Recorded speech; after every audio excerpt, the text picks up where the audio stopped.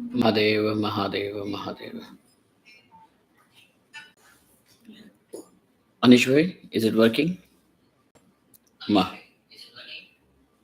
All right.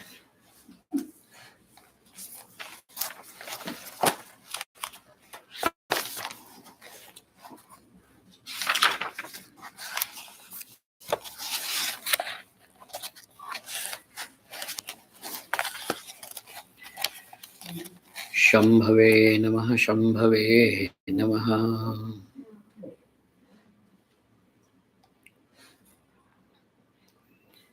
Om. Om Yo Brahmanam Vidadhati Purvam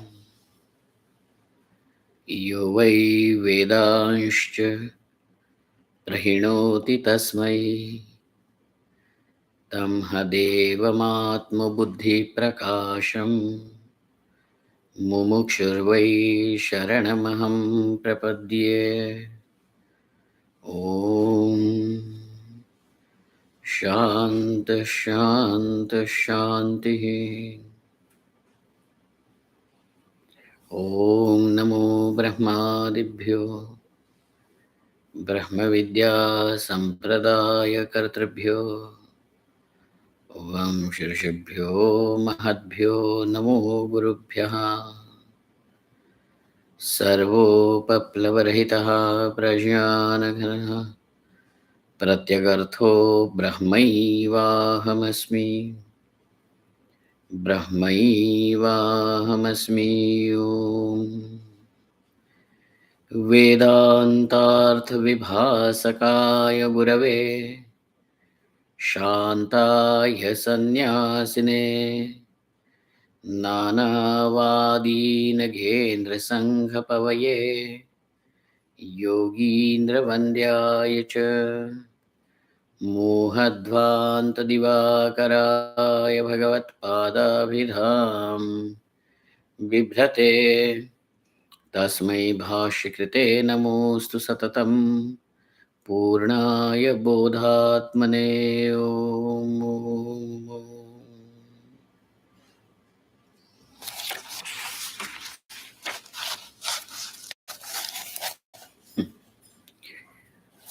How do you determine as Tattvajnanam is the pradhana sadhanam, is the principal primary means when it comes to Videha Kaivalyam, Videha Mukti? You have very well shown that Tattvajnanam is indeed required.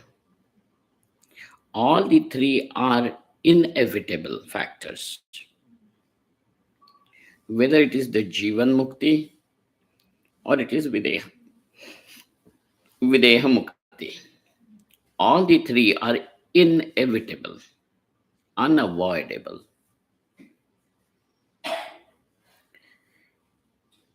Yet you have shown that Manonasha and Vasanakshaya, absorption of mind and obliteration of the Vasanas, latent impressions,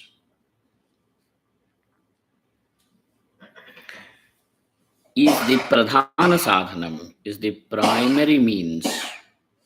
These two become the primary means concerning Jivan Mukti, in reference to Jivan Mukti.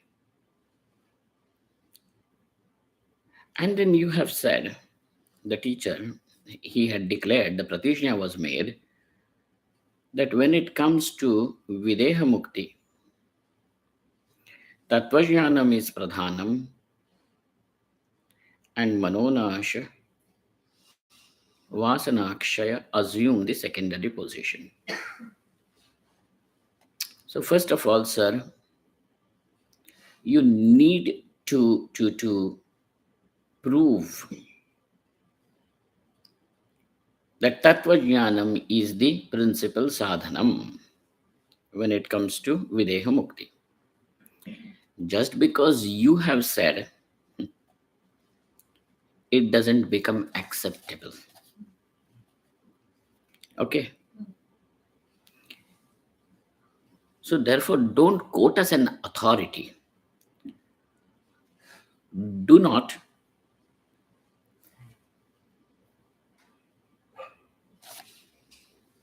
oppress us with an authority. Don't burden us with an authority. Generally, have you not seen this is what happens? We quote people,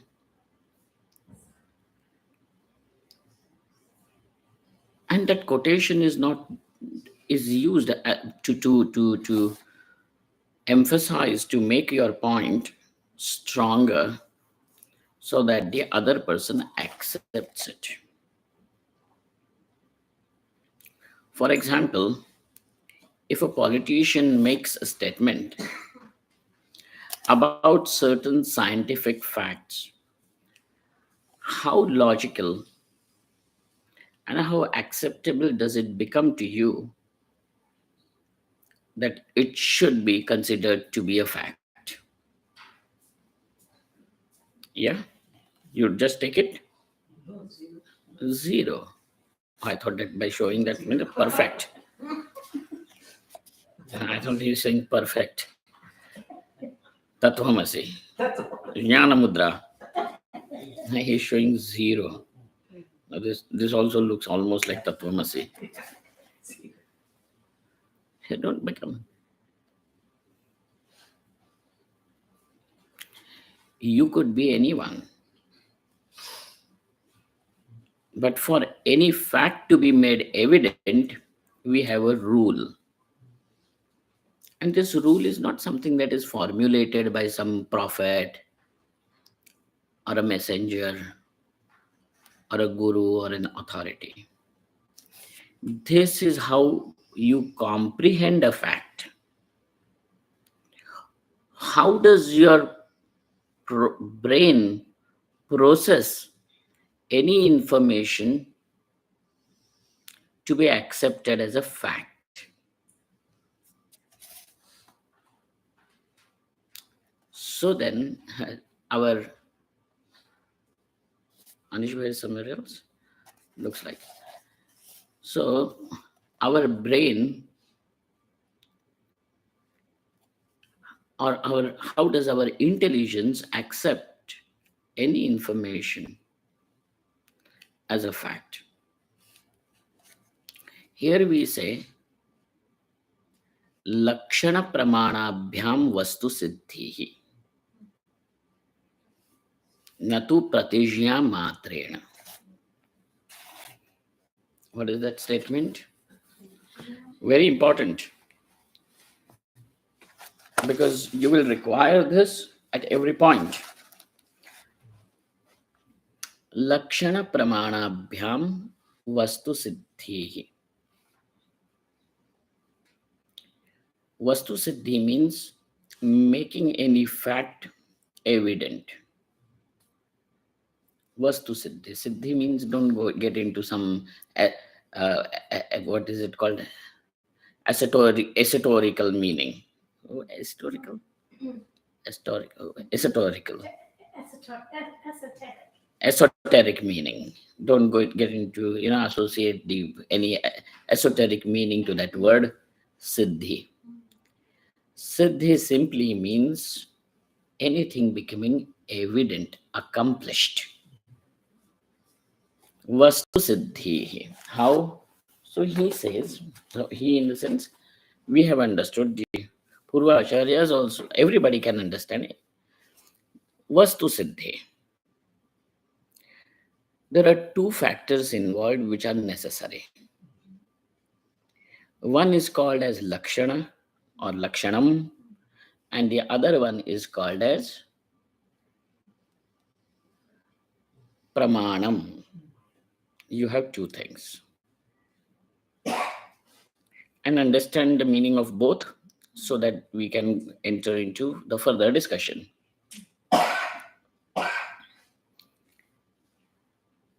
Now, a child does not know what a cow is, correct? He does not know what a cow is. So he sees that animal for the first time, and there his mother or father says, a cow, yam goho. This is a cow. And that cow was black in color. Next time he sees a white cow. So now his father or mother has to say cow again. So now he understands something about what can be called as cow, though the previous animal was black, now it is white, and he understands whether black or white, it does not matter. To understand what is a cow, we require, or he is able to sense, know something that is common between black, white, spotted, brown, whichever cow it may be.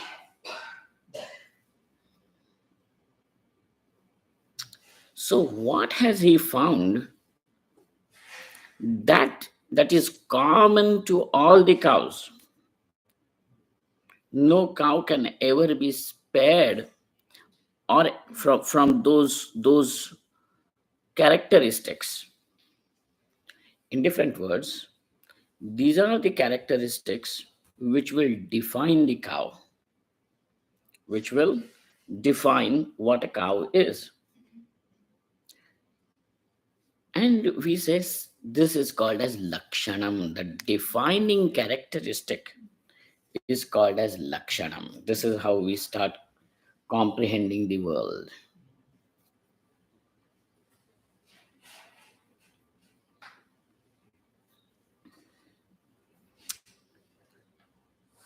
So, can you say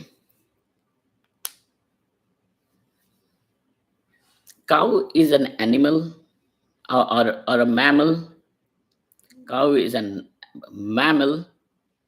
If you say mammal, it can spill into this definition, will spill into everything else, including a whale, because a whale, though is a fish, is a mammal. It is a mammal. A goat, a camel, kangaroo, all these are mammals.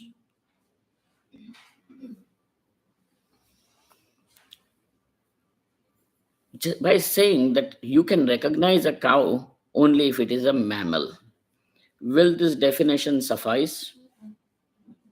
In fact, though cow is a mammal, but you have this definition just doesn't limit itself to showing what exactly cow is. It spills into various other animals and species. So, therefore, a definition should be free from the defect of overspilling. So, when you want something perfect, precise, this is how it will be. Then the second thing that you require is, so it should be free from this defect. Now, the second thing is, we say cow is a brown animal. There is a brown cow. But if that animal, there is a white cow, do you refuse to call it a cow? There is a black, there is a spotted cow, chitkabari, meaning shabala, dhenu, whatever it may be. If you say that cow is only a brown animal, then that definition will be limited only to one part of cow, what cow is. This is therefore it should be free from this defect also. Technically, this defect is called as avyapti. It is incomplete definition. It is an incomplete definition.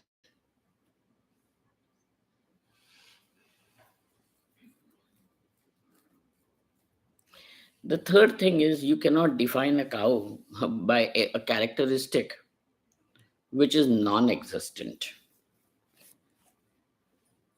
Can you say a cow is an animal which has a single hoof? You have seen horses, donkeys, mules, and they have a single hoof. The hoof of a cow is bifurcated.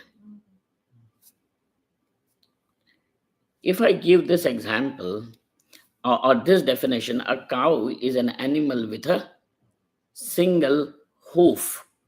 Every hoof is single, it is not bifurcated, it is not divided. Hmm? Will you ever find any cow in any corner anywhere with a single hoof? No, impossible. So this is called as the defect of impossibility, asambhava dosha. Whenever a definition is going to be free from all the three defects, it becomes a very, this is called as lakshanam. What is lakshanam? A defining characteristic which is free from these three defects. Doshatraya rahitam. It is called as lakshanam. The second thing which is required by you to know is the appropriate means of knowledge. In order to know colors and forms, you will require the visual faculty. And therefore, in absence of the visual faculty, chakshurindriya, no colors and forms can ever be known.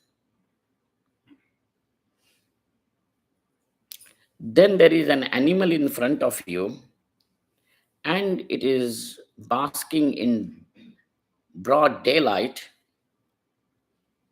So there is adequate, ample sunlight. You have eyes which are also 6 by 6. The vision is perfect. The animal is close enough for you to see. But if you do not have the lakshanam, you will not know which animal this is. Your eyes are able to perceive, yet you are not able to know what it is. So, therefore, along with the eyes, you require the defining characteristic also. Therefore, lakshana and pramana. These are the two things. Pramana, the meaning of word pramana is the means of knowledge. Okay, the means of knowledge. So lakshanam and pramanam is required. And with this, we understand something as a fact.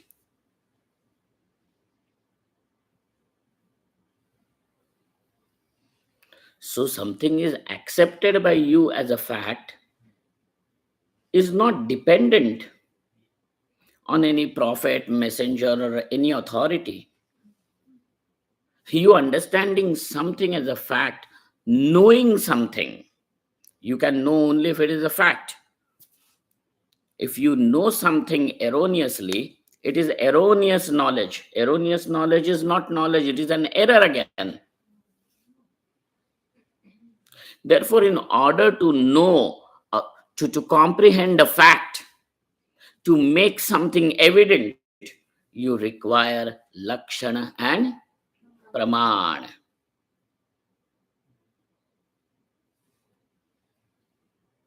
Got it? So we are not worried about any authority, any person, what he says, what she says. Whatever it may be, is it pramanam or not? That is more important. Now, just as for knowledge of colors and forms, you have these means, how will you know what is moksha?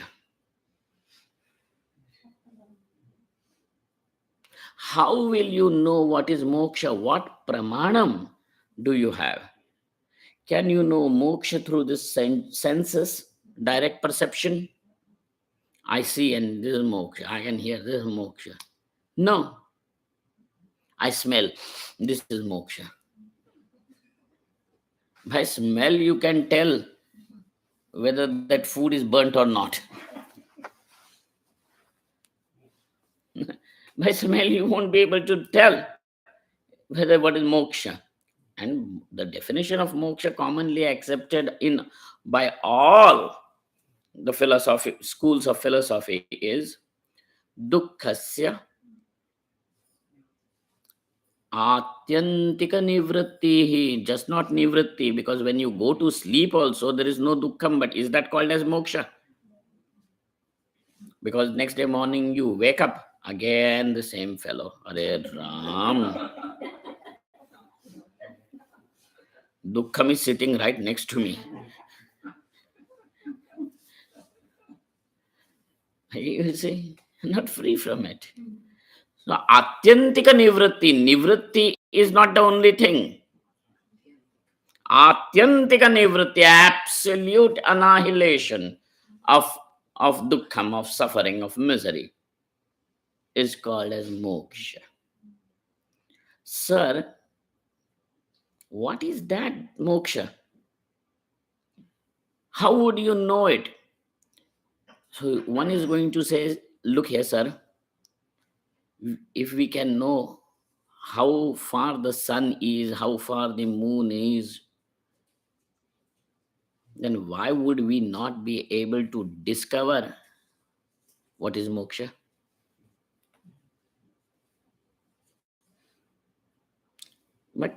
Our question to you is, then how are they able to understand things which are not directly perceptible? So the knowledge about those things is still taking place, which are not in the range of perception. Something allows you to know them.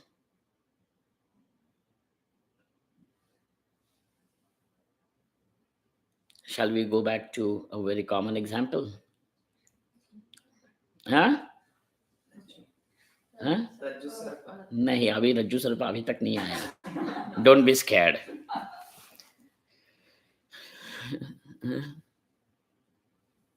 Something which is not in the range of direct perception,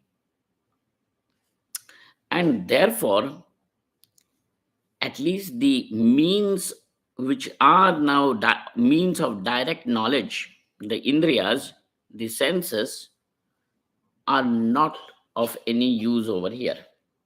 Okay, yet you are able to know that which is beyond the range of direct perception.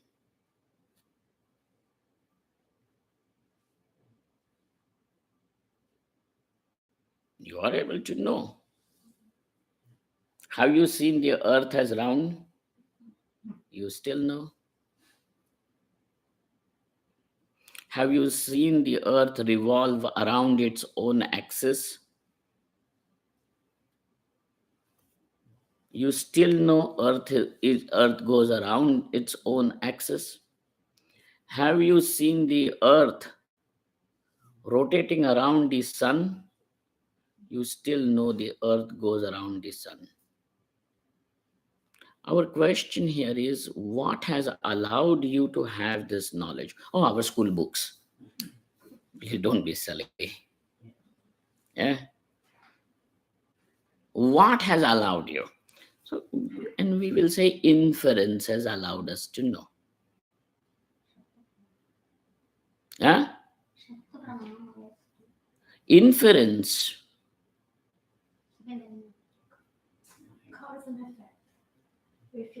Inference. Anumana pramanam.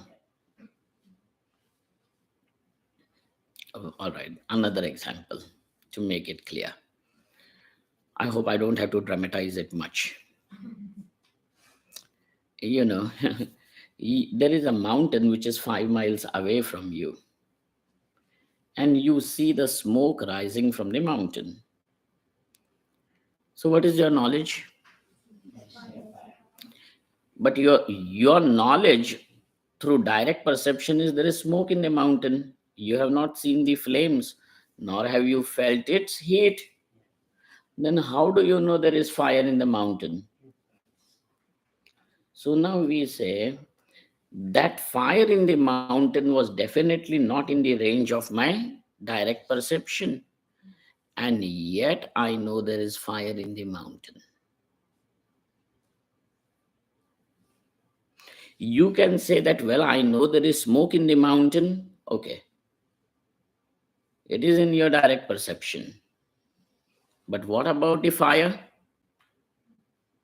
How have you known? You have not seen, it is something out of the range of your direct perception, and yet you are able to know. Here we say is through inference. So inference also becomes a means of knowledge. Correct? Inference becomes a means of knowledge, an instrument of knowing.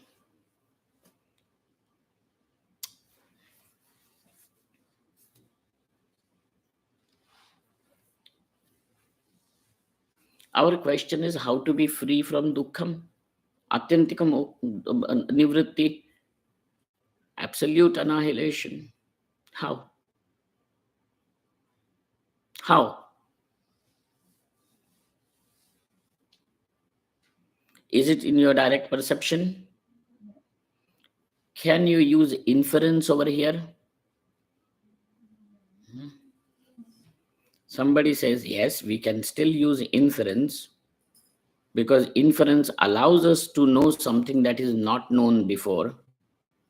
So even if we have not known moksha, what is moksha before, by employing anumana pramana, by employing inference, we will be able to know even moksha. Would you not say that? Would you not say that? So now we are going to ask you a question.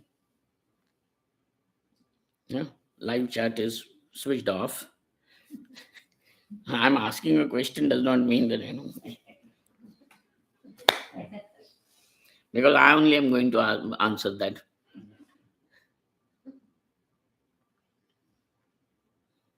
Swamiji, that is too narcissist.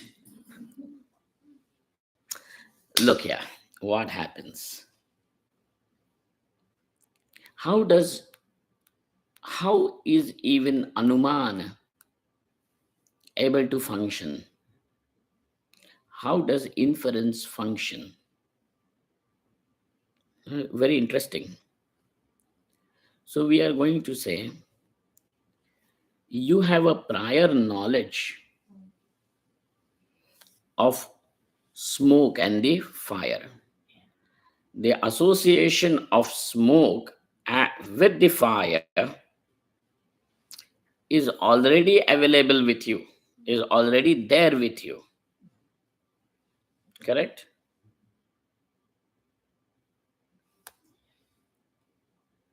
So you have seen it elsewhere, and on several occasions, seeing it once is not sufficient. One day you see Mr. X and Mr. Y walking together. So next day and every time, will you be able to say, wherever there is X, Y is also present? No. In order to say that, you will have to have several occasions. So now the question is that in order to know what is moksha through inference, you should have had known it before. You should have had known it before. And had you to know before, how could you still have dukkham now?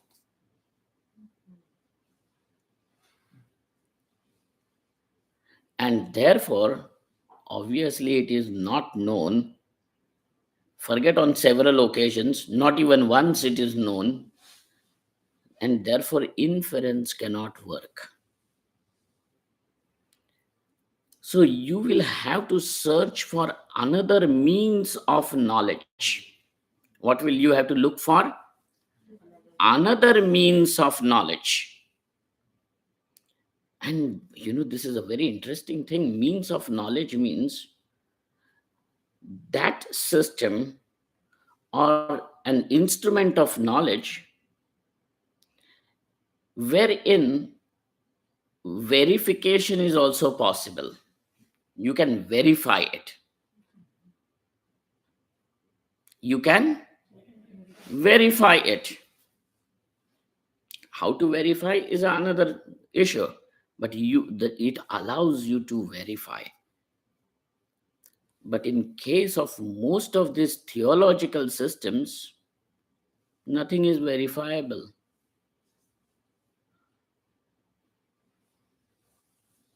It is simply left for you to have faith.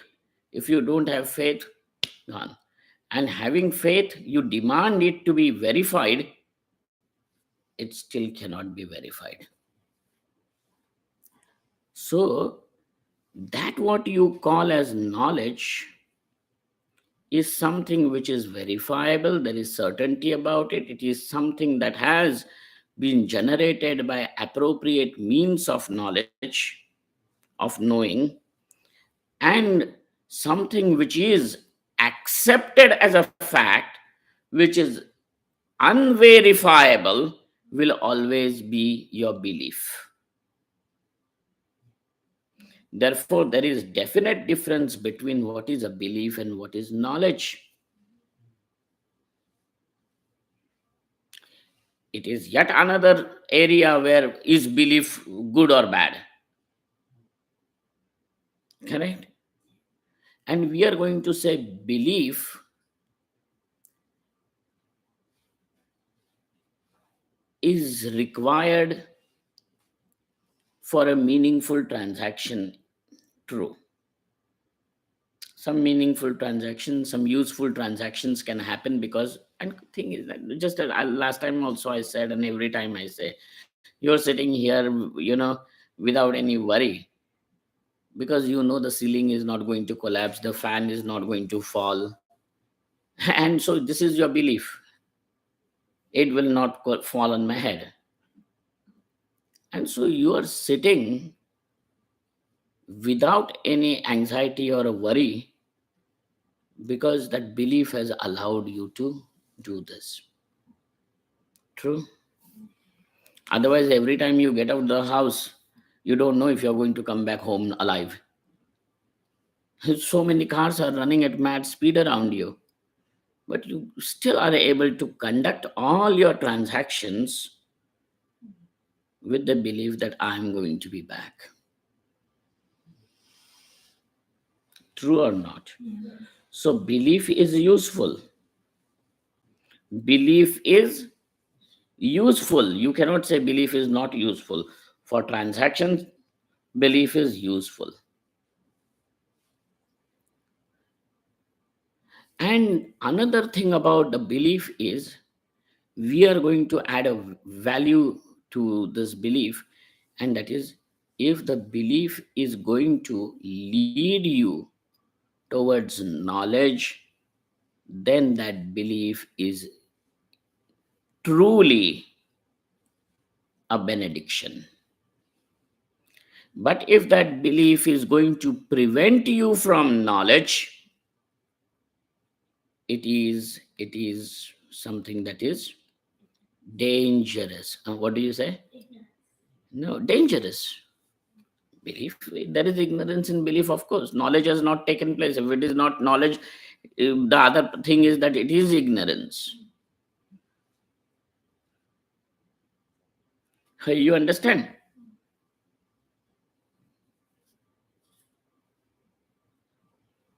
There is a belief which will take you to knowledge, open you as a person to knowledge, and there is another one belief which closes the gates of knowledge. Now, if one says there is God, I believe in God, I believe in God. Does anybody have any objection about it? An atheist will have an objection. An atheist says there is nothing like God. Our question to this atheist is, how do you know there is no God?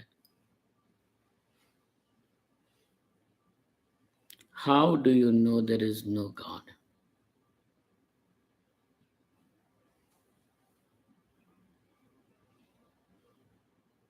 But look at this. People who believe in God, they have made a mess of this world. So people who believe in a concept of a God, if they have created a mess, it means that concept, their understanding of God is wrong. But does that mean there is no God?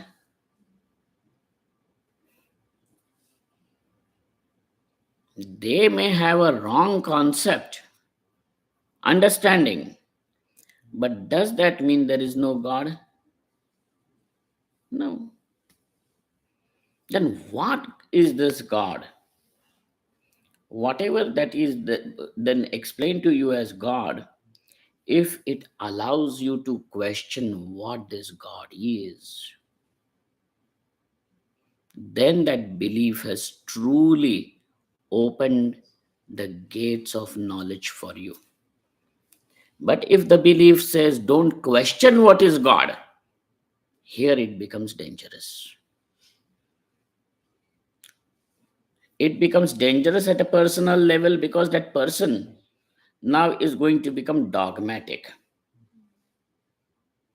If he becomes dogmatic, we are going to say such a person is just dogmatic. He is very adamant and he has his own idiosyncrasies. You can just say that, well, this person he is whimsical, he has his own idiosyncrasies. But it becomes even more dangerous when he says that God has commanded me to kill you, trouble you,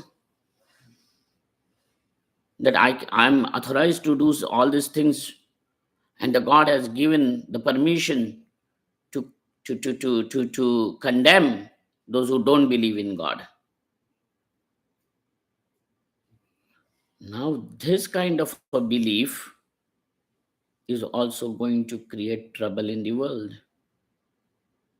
And therefore, even if it is belief, if it takes you towards knowledge, it is a blessing.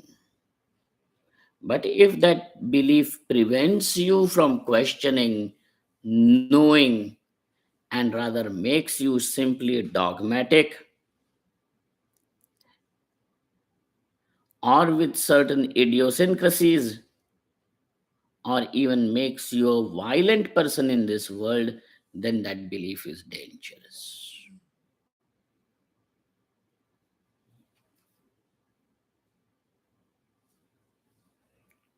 You having belief in God is okay.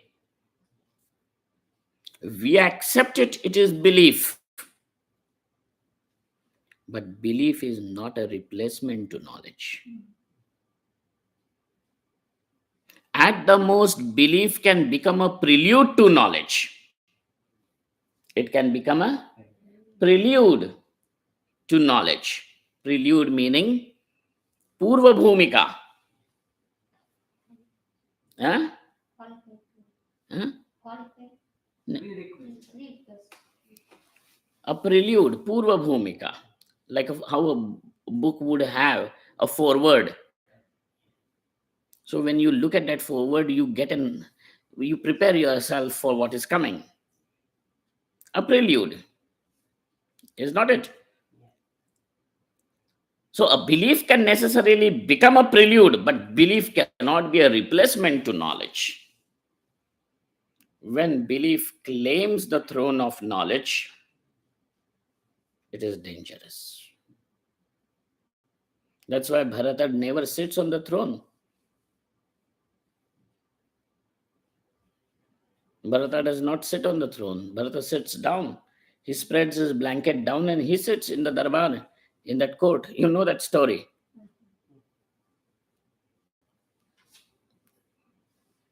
Rama sits on the throne.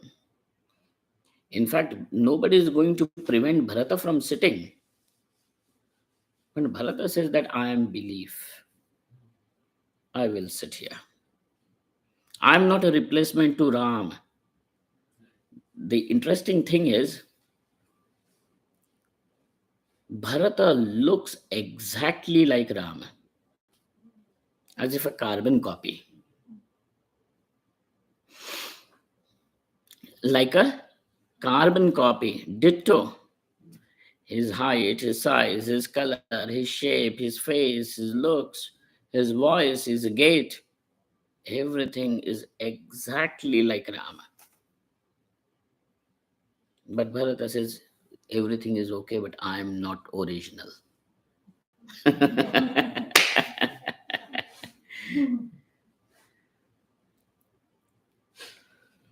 In a school, some school, the teacher was asking the opposite words. Said, original. What is the opposite? Chinese. Duplicate.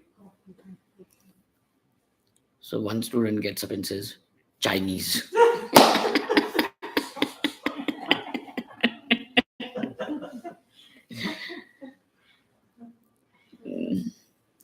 Not community here, okay? Everything, I mean, it is live, but it's okay now. I can say, not many people are watching. They can watch later on and then call me names. It's okay. Everything China created, duplicate was good. That what it created, original, was dangerous. Yeah.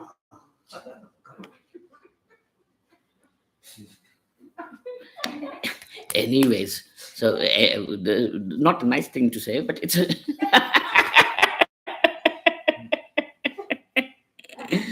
joke killer when. Anyway, the whole thing is, Bharata does not say that I am a replacement to Rama. Never accepts that. And therefore, when Rama is still not there, Bharata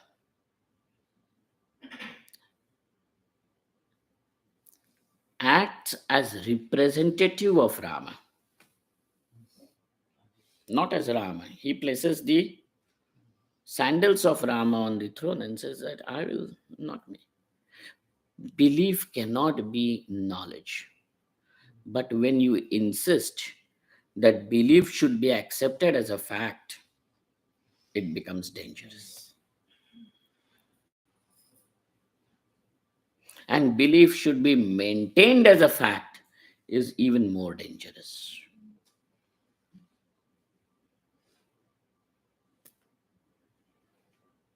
Belief can be your accepted fact.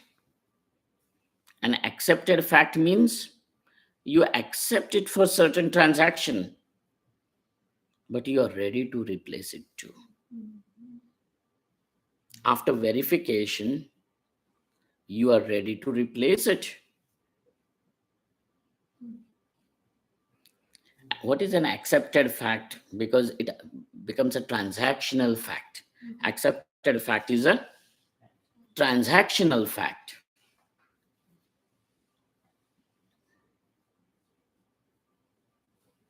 Swamiji, you said Kaivalyam, and where are you going? I am saying this because he is going to give you pramana.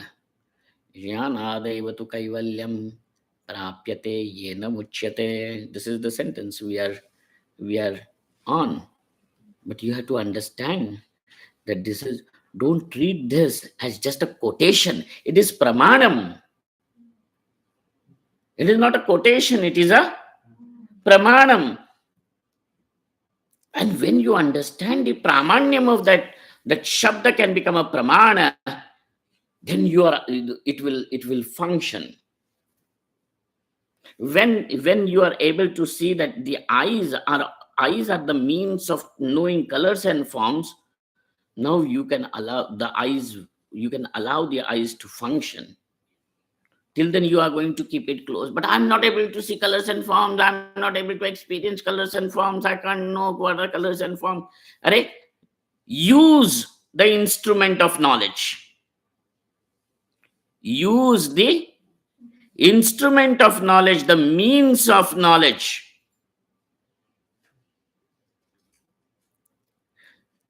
The equipment through which knowledge takes place, use it. And when you are able to see that the words which you have now are actually going to function as pramanam, then you can use them as means of knowledge. Okay? Ah. Now, therefore, we need to see what is pramanam, how it works.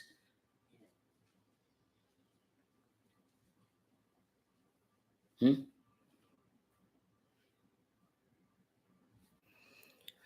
About belief, this much we can tell you.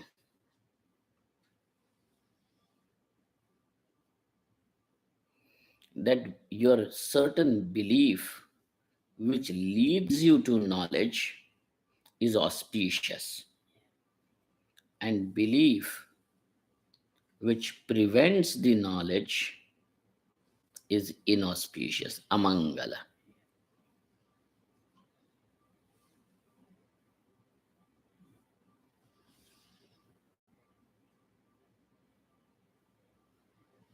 God. So now we have also seen that pratyaksha pramana is unable to show you, the direct perception is unable to show you what is moksha. The inference cannot show you what is moksha. Then what is the other means of knowledge which can show you what is moksha? And by that means of knowledge, it means it is something that is verifiable. It is subject to enquiry. Belief does not subject itself to enquiry. No belief.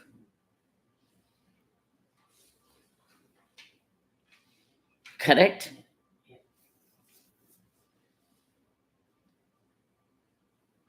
I was trying to tell you what is an accepted or a transactional fact. Belief can assume the status of a transactional fact. Like when you are traveling, you book your seat, and then when you board the plane and you see the person sitting over there, you tell, sir, this is my seat, please check your ticket. Don't you do that? So this is my seat. Then when the plane lands, they tell you, take all your belongings, don't leave anything behind. Then my seat means, will you plug the seat out and take it home because it is your seat? It is accepted as mine only for that transaction of traveling. And that's why it is a transactional accepted one.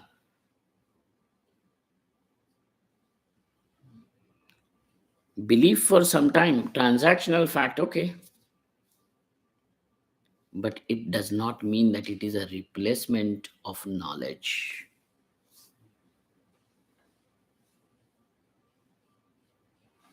Got it?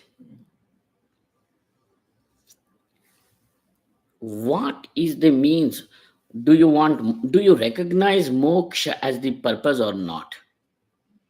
Just as you recognize that earning wealth, having pleasures, having comforts is your legitimate pursuit in life, would it be wrong that I'm earning money so that I can have comforts for myself and my family? Will you call it illegitimate, wrong? And therefore, I am seeking wealth. So, you seeking wealth, comforts, delights, is it not legitimate pursuit in your life or not? Any question? No. It is legitimate, sir. What's wrong in me earning money or generating wealth? Legitimacy, because I want it. You recognizing it as your want gives it legitimacy. Huh? What?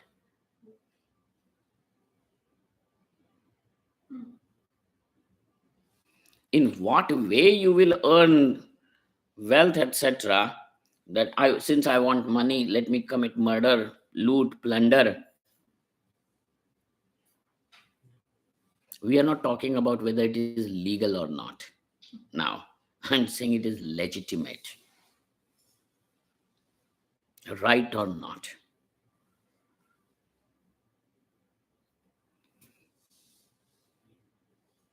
I want to have pleasures or I want to have security, that's why I killed him or I kill him. That is neither legal nor legitimate. So, your pursuit of pleasure or your pursuit of security also has the pursuit of doing it correctly. Dharma. Therefore, artha is also purushartha, kama is also purushartha. Then, me seeking absolute freedom from suffering, is it legitimate or not? Can I not seek freedom from, as it is, I'm seeking freedom from suffering? All this is just freedom from suffering, is not it? Why are you seeking wealth? Because I feel I want freedom from penury. I want freedom from insecurity. Wealth gives me security, so I want security. I want wealth. Correct? So you are seeking freedom from insecurity. I want pleasures. Why? Because I find that seeking pleasure means actually seeking freedom from being displeased. Seeking freedom from being displeased. There is legitimacy. So, insecurity is also seen as suffering. Displeasure is also seen as suffering.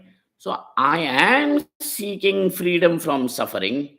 But when one says, I want total, absolute freedom from suffering, would it also not become legitimate and appropriate or not? No? Why wouldn't it? No, let it. Seeking is there. There is nothing wrong about seeking. You're seeking, fine. Who's telling you stop seeking? If you're not seeking this, A, you will be seeking B. Because we necessarily find ourselves incomplete and inadequate. Therefore, there is seeking. So, where would this seeking stop? When you have found that you are adequate, when you are complete, when you are fulfilled, seeking stops. Seeking is not going to stop by calling it right or wrong. Seeking or not seeking cannot become an issue of judgment.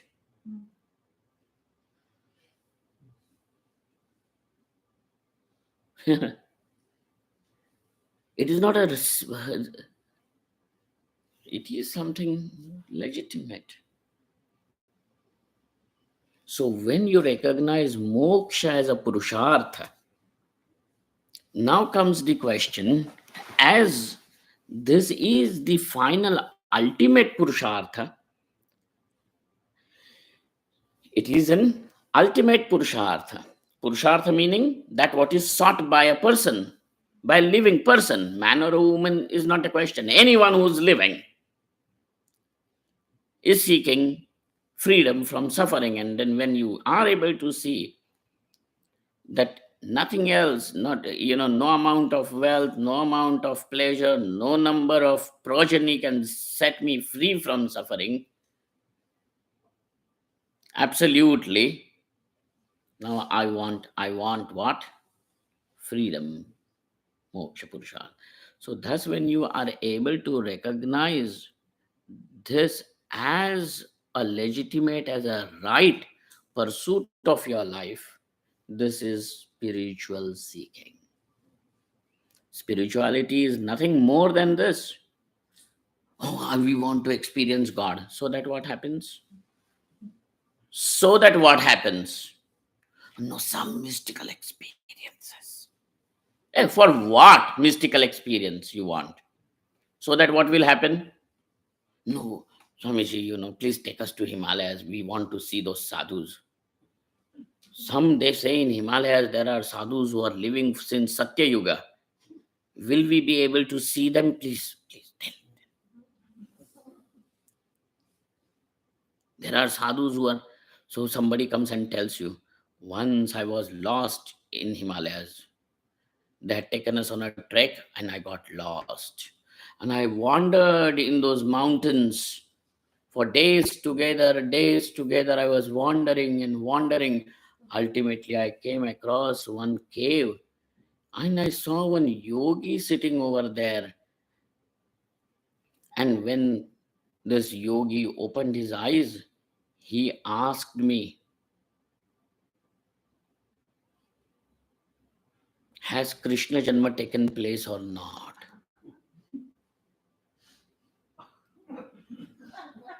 Do you understand what was that? Means he was sitting in samadhi since Satya Yuga, thinking that in Dwapar Yuga he will open his eyes. Now that Dwapar Yuga has finished, Kali Yuga has arrived, and he woke up late. Swamiji, there are these sadhus who are there for thousands of years. Their darshan is very durlabh. Will you please take us there to show them our trek in Himalayas? Then what will you do after seeing them? We will come back and write a book and get some more money.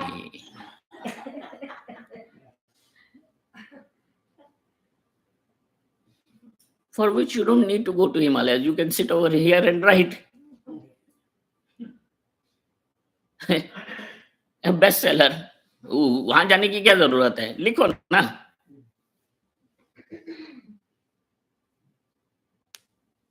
Then you are just seeking some little excitement because you are too bored. All the spiritual seekers, mystical experience wale, they are bored people.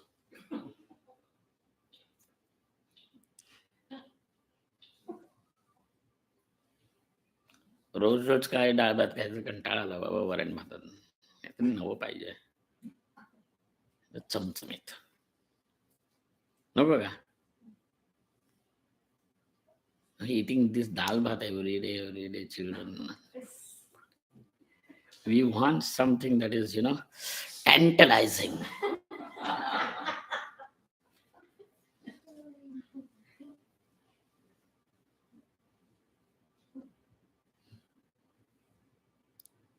Excitement. Sadhu Himalayas. You don't forget.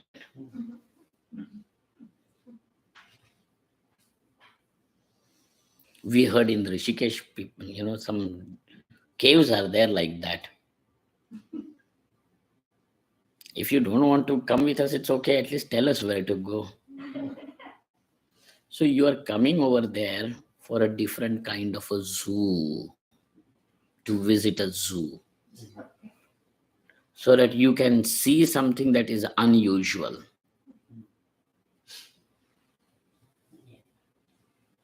This you call as your spirituality. आग लागो.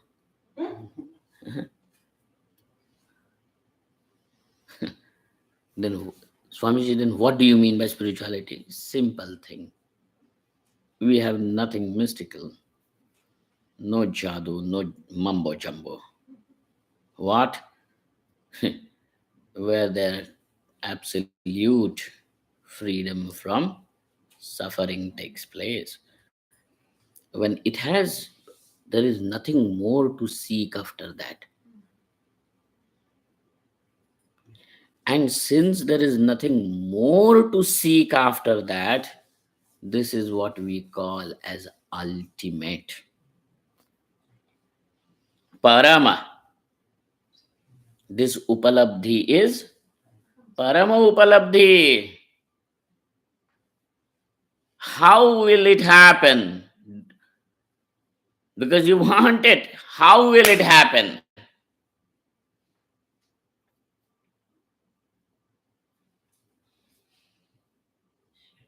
Huh? क्या है? Everybody is striving only. Everybody is striving for it, thinking that, if I get married to this woman, I will get free from this misery forever. My misery will finish. If I get married to this man, ultimate. And then they get married. And then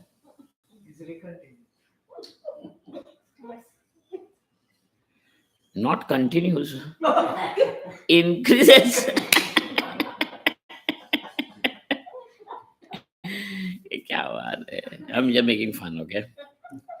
Swami ji, ऐसे ग्रस्त हूँ कि आप मजाक मत करना. Not to offend. Otherwise, you will not give us food. No, we will give you food. No dakshina. No, no, no.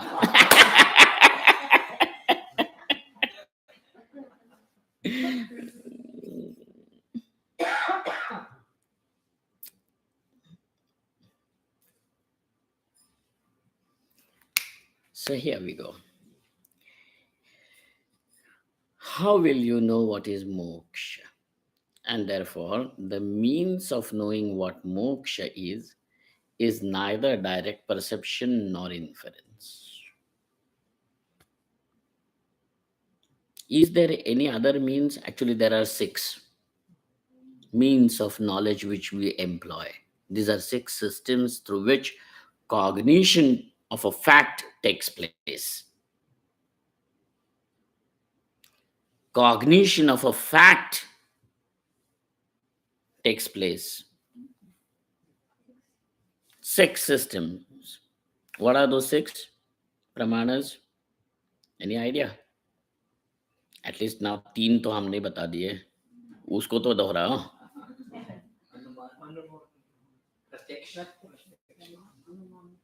और शब्द प्रमाण. Then there is upamana pramana.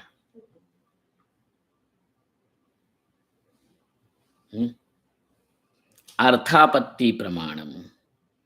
And then there is anupalabdhi pramanam. So totally 6.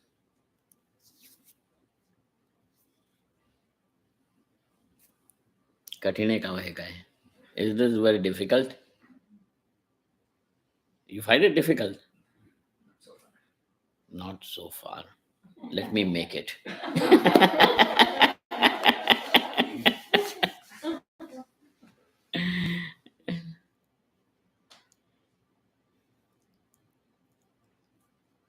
Otherwise, afterwards you will say, "Oh, Swami ji ne jo bataya, it was so simple. What is that?" So now, no.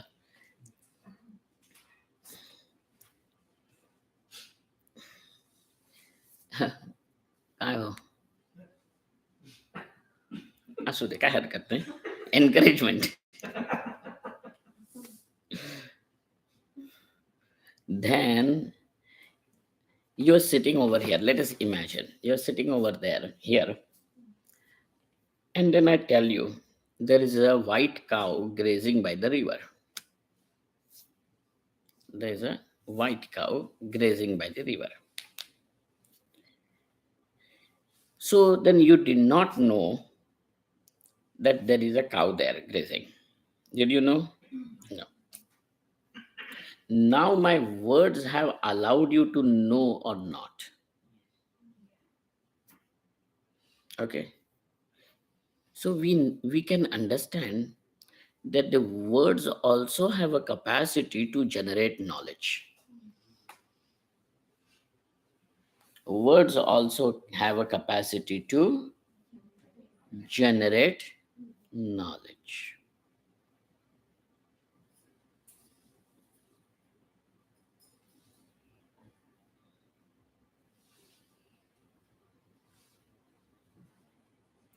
What is moksha is also known through Shabda Praman, through words.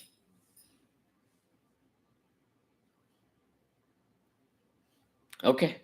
But you are going to say that, though you have said, and now we know that there is a cow by the river, but we are not certain about it. Correct?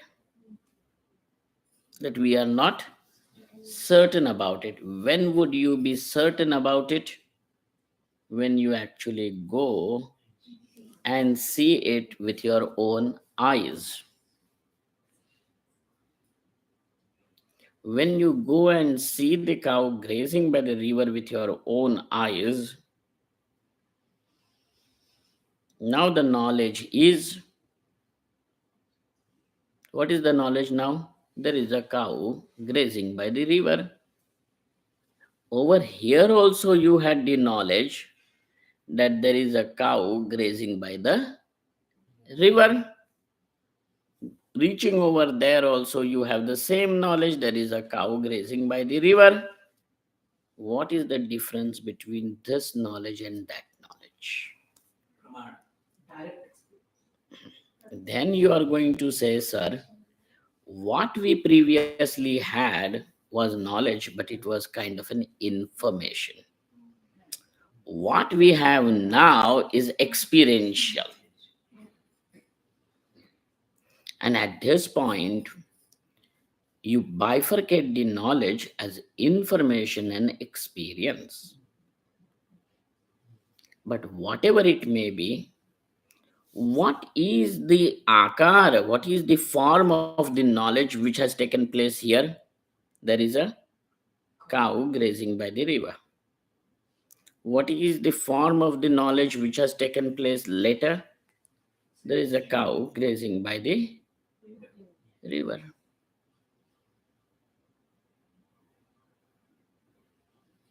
ज्ञान तो वही है, लेकिन एक one you are calling it as an experience, the other one you don't treat it as an experience. Knowledge is the same. Then what has happened in this knowledge that you are calling it as an experience?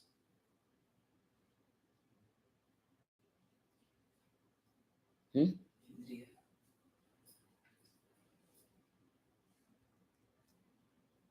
Hmm? अरे भाई ठीक है. What has happened?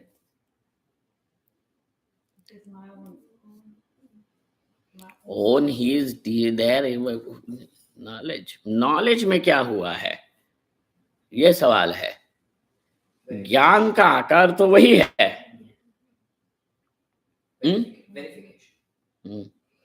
ज्ञान का आकार वही है. The form of knowledge is the same. There is a cow by the river.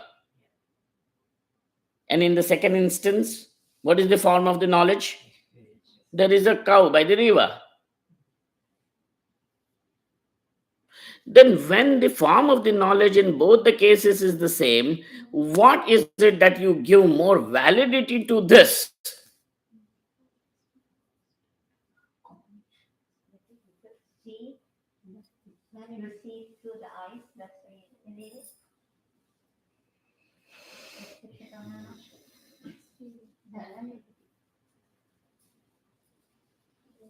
I will tell you something so that at least we can proceed in one line here. Yeah? Swami ji आपके तीर कहाँ जा रहे हैं, क्या पढ़ा रहे हैं हमको पता नहीं. Maybe you will end up saying that I don't know what Swamiji was teaching. He was teaching that text. Nothing from that text. He just got some something, some stories and all that. Next time, you people will not come to listen.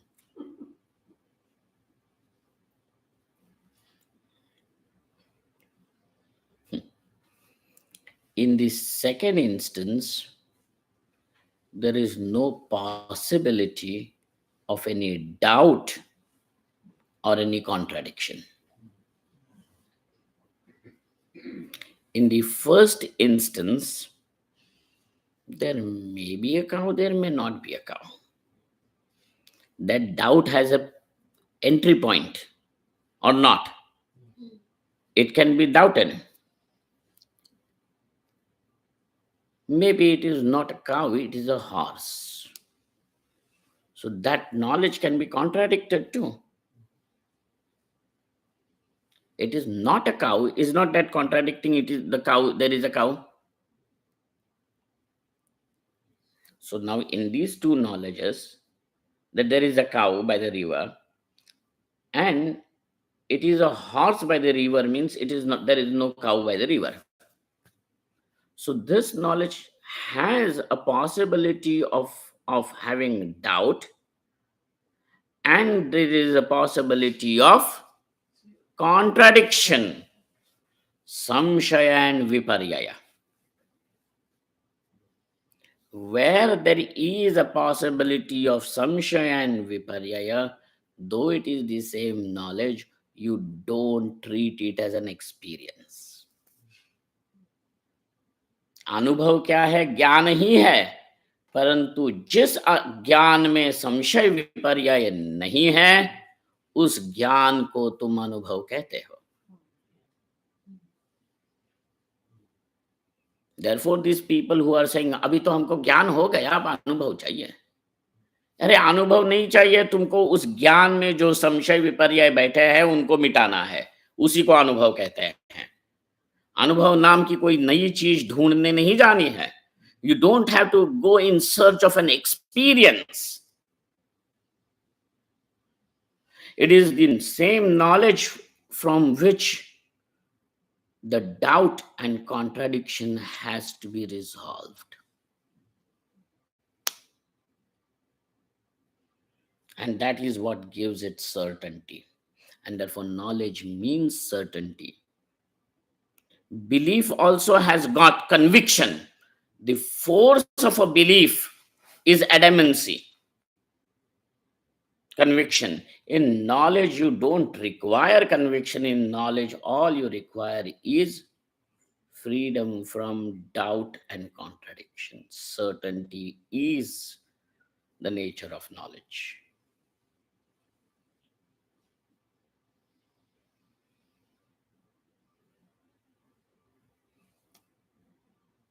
Then somebody goes in search of अब अनुभव चाहिए, ब्रह्म का अनुभव करना है. This fellow goes for experiencing Brahman. Where? Himalayas. Yogi. Nothing, you are bored. Nothing else.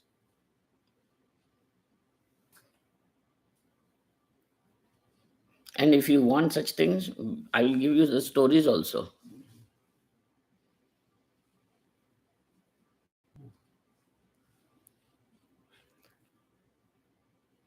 Tantalizing. Amazing. Really, Swamiji? Really? Then some people ask, Swamiji, why did you become a monk?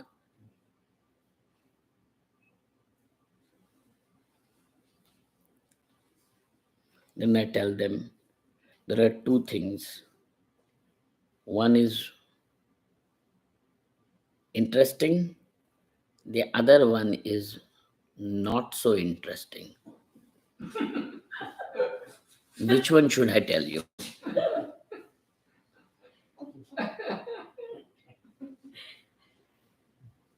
So somebody says, tell us something that is interesting. And those who are asking for interesting also, now there are two types. One who are seeking mystical reasons, the other one is seeking इसमें कुछ problem है. That he has become a monk because he has some problem. Swamiji, did you seriously have such a heartbreak? उनको लगता है वो सरस्वती चंद्र film. मैं तो चली बाबुल के देश वाला. Unless and until a person has some serious emotional problem, why would he become a monk? I say, well, till then he becomes a monkey.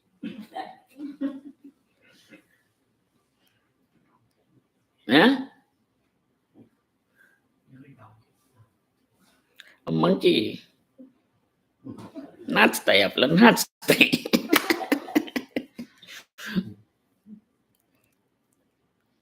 मदाऱ्याचा खेळ.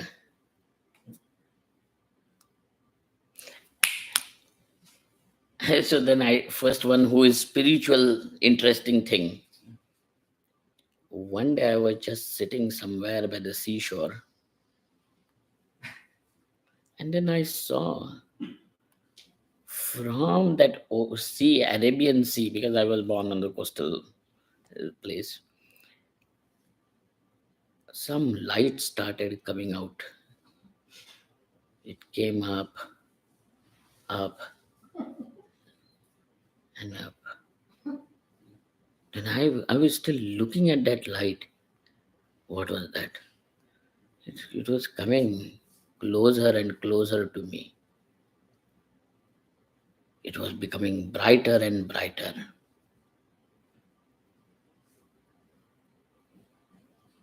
Then I thought it is Shankar Bhagwan coming out. And at that point, Bhagwan Shankar told me, look here, son, you are in this world not for any ordinary reason. I have sent you here so that you can bring my message to people. I said, Lord, I am at your disposal. Tell me what to do. I was just thinking. Then I found out that light was just a policeman with a torch.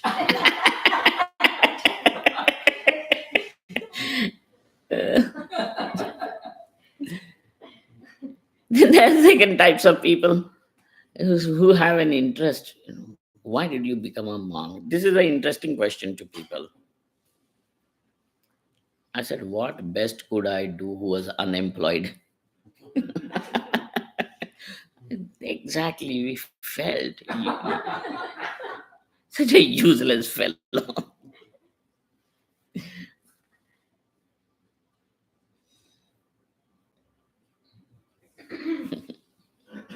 Interesting things.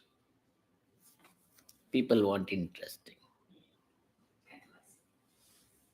exciting. Huh? In what you were saying before about certainty and the process of verifiability, but it's not certainty for a moment. It's you have to keep testing it and keep testing it and keep testing it, and each time it proves that it's certain. So it's not this sort of end stage, I've arrived situation, right?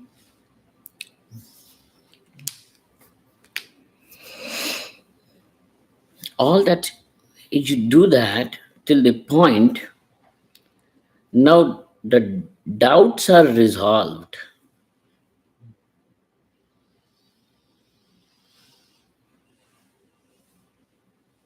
contradictions are not there. To that point, when knowledge is free from these, it is what is called as an experience. Got it? Huh? You have arrived. No contradiction to them. Samshaya viparyaya rahitam.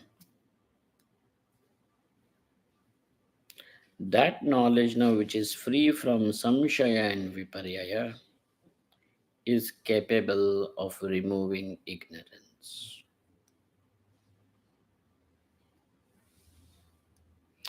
But we let us not forget, even the words have the power to generate knowledge.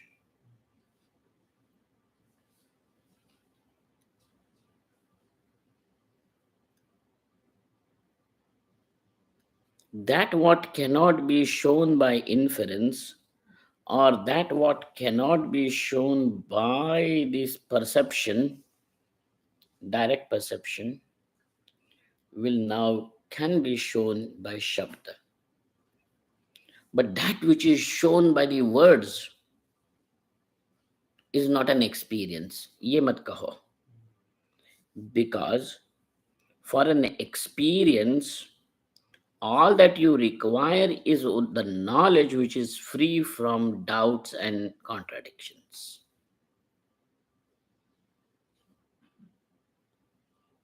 तो शब्द में भी ज्ञान उत्पन्न करने की शक्ति है, वही ज्ञान अनुभव होता है. There is no separate experience. लेकिन आपने तो गाय का बताया, गाय में I am leaving this as an homework for you, as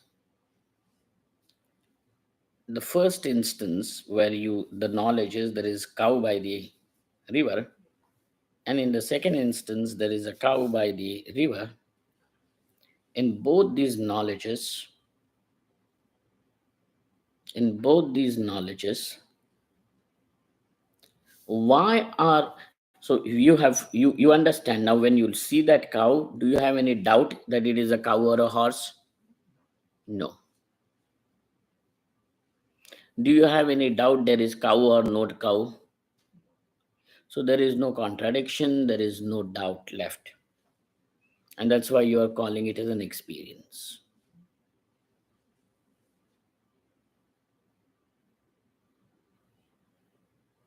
But you are saying, because I have seen the cow, that's why there is no doubt. Why are you saying this? Do you see this? The whole thing is about understanding a fact. What is Satyam? When we are going to say that Brahma Satyam, Satyam Jnanamanantam Brahma, what is that?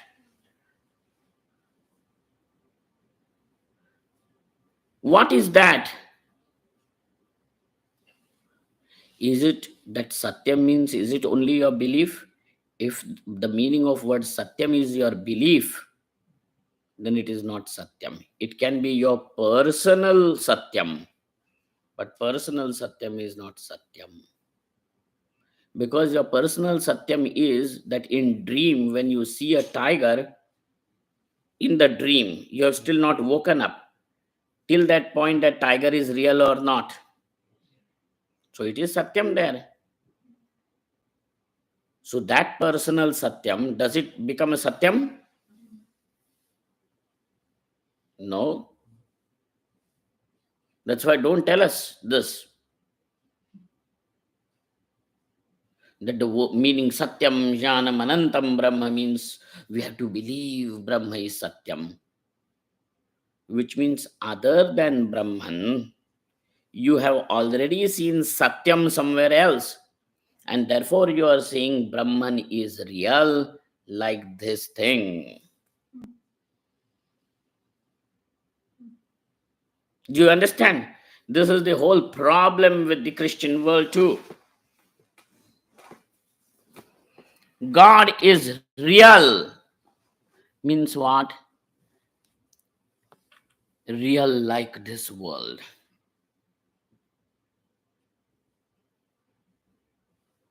Real like this world. So there is reality which is even bigger than your God. That reality is there in the God as well as in the world. So there is something bigger than your God, and that is reality. That's why you are saying God is real like this. Real means what?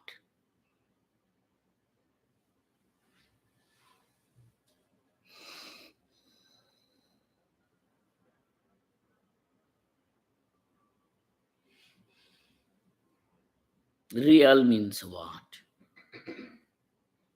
Believe real. Huh? Why questioning more? This is the place where you should question. This is the area of questioning. This is not an area of just simply accepting and believing. This is the difference between Hinduism of the Vedic Dharma and everything else. You also seem to be talking about God. The Upanishad also seems to be talking about God, and therefore God.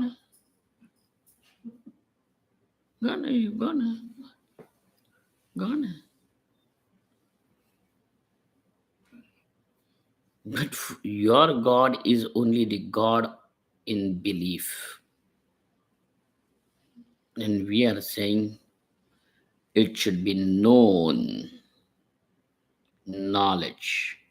Brahmavit, the knower of Brahman, not believer. Once I was traveling somewhere, and then there is this French man. Oh, here is a man of belief. I felt it cannot be even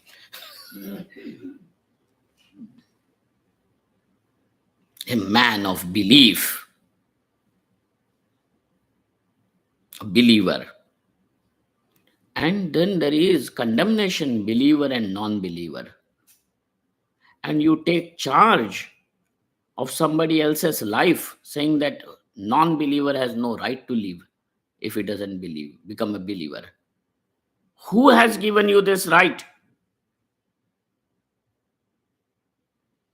Who has given you this right, and how can you have right over my life to say I should live or I should not? Who has given you this right even to judge me? You have assumed this position, given yourself so much importance, nothing else. Believer and non believer. What is that? And the whole world is divided into it. You have just bifurcated the humanity.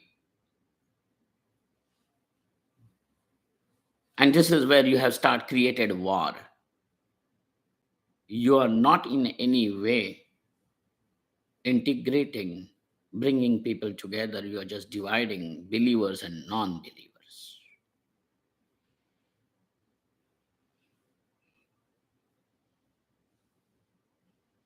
Doing nothing, just creating a bifurcation, a divide. इसमें क्या मंगल है? You understand the place of belief and knowledge. Then Shabda becomes the Pramanam. And Shabda over here the words become the sentences. Which words are these? Not of any man. From where have these words come?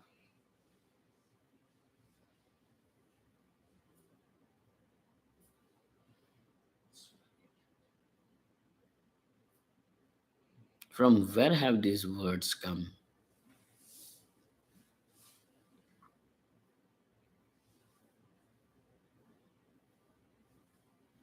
Which can generate knowledge. And this is an area to think about, and we may look at it in another class, another lecture. But at this point, let us not at- allow this one whole class to go without even doing one line.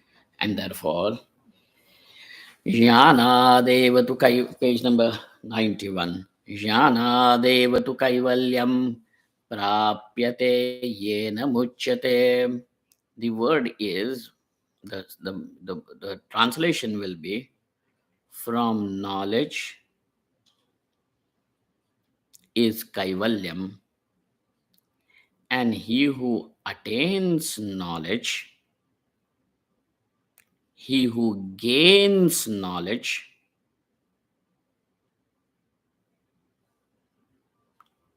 he is liberated. The one who gains knowledge is liberated. Yena muchyate. Prapyate. Yena muchyate. Yena prapyate. Saha muchyate. He who gains the knowledge, he the one by whom the knowledge is gained is liberated. So now we understand jnana devatu kaivalyam. The word jnanat is an ablative case. Ablative case means panchami, ah, apadan, from, from. Yesterday we did this, right? From the tree a fruit falls, or better English will be,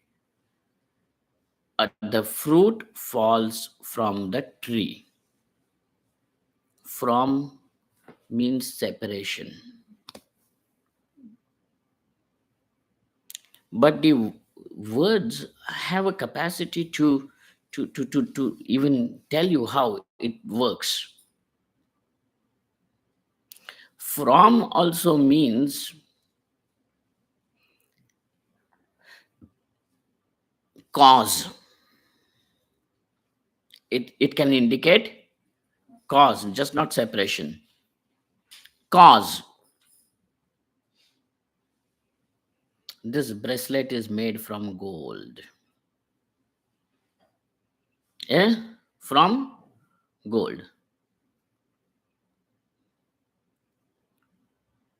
Suvarnat nirmitam. Eh? From karanam. So when you are going to show something as the cause, naturally there is an effect.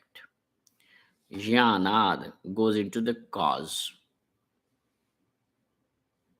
Kaivalyam is the effect, phalam. Okay, from knowledge, kaivalyam takes place. The latter part of that sentence says, yena prapyate. So that the knowledge, that knowledge, the one who is the knowledge which is gained by a person, he is liberated. Now, in the second part of the sentence, you find a person who gains knowledge is liberated. In the earlier part of the sentence, knowledge is said to be the cause of, no, of, of, bhaiya, you people are, Kaivalyam. Knowledge is said to be the cause of Kaivalyam. And in the second part, knowledge is said to be the cause of liberation. Now, that what is not mentioned, pay attention to this thing, very, very, very important, is this. What is the effect of knowledge? So in the first one part of the sentence, we understand what is the effect of knowledge? Kaivalyam. In the second part of the sentence, what do you understand as the effect of knowledge? Liberation. But what is not said but is already understood by you and hence not mentioned is knowledge is the cause for removing ignorance. Knowledge does nothing else, only removes ignorance. True or not? Knowledge removes ignorance. So now few things that you can collect and connect is kaivalyam, liberation, and avidya nivritti, meaning the removal of ignorance. All the three are synonymous, are indicating the same thing: removal of ignorance, liberation, and kaivalyam. The same thing. You understand?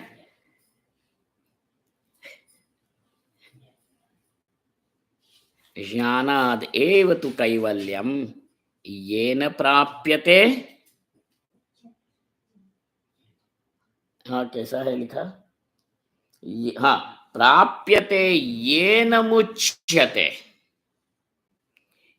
So rearrangement: येन प्राप्यते सह मुच्यते. And knowledge removes. What is the effect of knowledge? नहीं भाई, तीनों चीजों लगाओ ना.